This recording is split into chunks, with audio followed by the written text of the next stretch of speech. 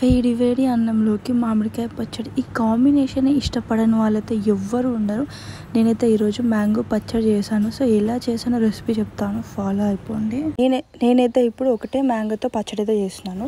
First నేను మామిడికాయని మంచిగా కడిగి తుడుచుకున్న తర్వాత చిన్న ముక్కలుగా కట్ చేసి పక్కన పెట్టేసుకున్నాను. అవి జస్ట్ 2 కప్స్ మాత్రమే అయ్యాయి. ఇప్పుడు నేను ఒక ప్యాన్ పెట్టుకొని ఒక 1/2 టేబుల్ స్పూన్ కంటే కాస్త ఎక్కువగా మెంతులు వేసి వేయించి పక్కన పెట్టేసుకున్నాను. అదే ప్యాన్లో 1 టేబుల్ స్పూన్ జీలకర్ర కూడా వేసి వేయించుకున్నాను. ఇప్పుడు నేను దీంట్లోకి ఆవాలు కూడా యాడ్ చేస్తున్నాను.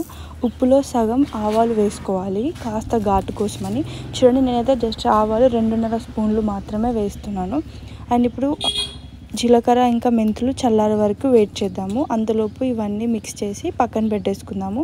ఇవి చల్లారేలోపు మామిడికాయ ముక్కలకి ఉప్పు కారం కొలతలతో వేసి కలిపి పక్కన పెట్టేద్దాము. చూడండి, ఇక్కడ మామిడికాయ ముక్కలు జస్ట్ 2 కప్స్ మాత్రమే అయ్యాయి. ఇప్పుడు నేను దీంట్లోకి 3 కప్పుల కారం వేస్తున్నాను. అంటే 3 కప్పులు అంటే ఒక కప్పులో 3 టేబుల్ స్పూన్ మాత్రమే కారం పట్టింది. అంత చిన్న కప్ తీసుకున్నాను నేను.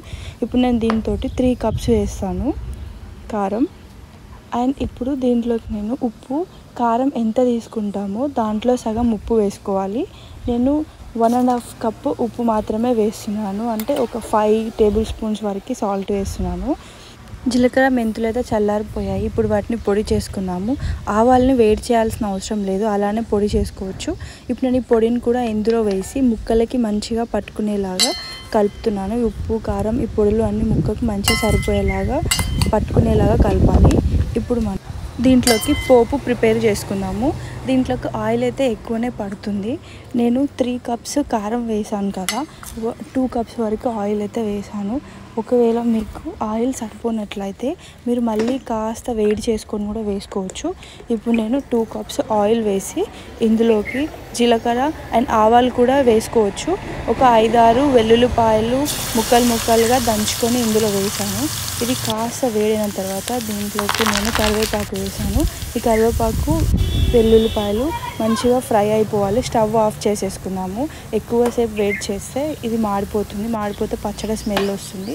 ఇది సగం చల్లారిన తర్వాత దీంట్లో పసుపు వేసుకోవాలి. అప్పుడే వేసుకుంటే పసుపు మాడిపోతుంది.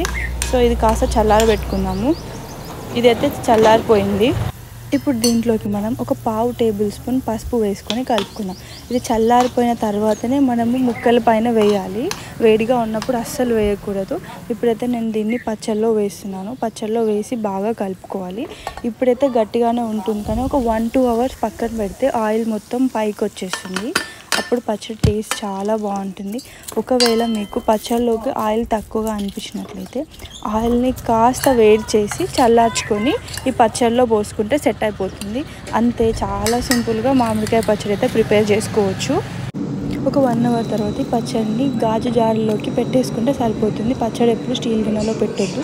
అలా పెడితే గిన్నె పాడైపోతుంది, అంటే పగిలిపోతుంది. అప్పట్లో అయితే మర్తమాన్లో పెట్టుకునే వాళ్ళము, ఇప్పుడు గాజు జార్లో పెడుతున్నాము. చూడండి, ఈ పచ్చడి సంవత్సరం వరకైనా నిలువగా ఉంటుంది. ఈ వీడియో కనుక మీకు నచ్చినట్లయితే like, share, subscribe. Thank you for watching.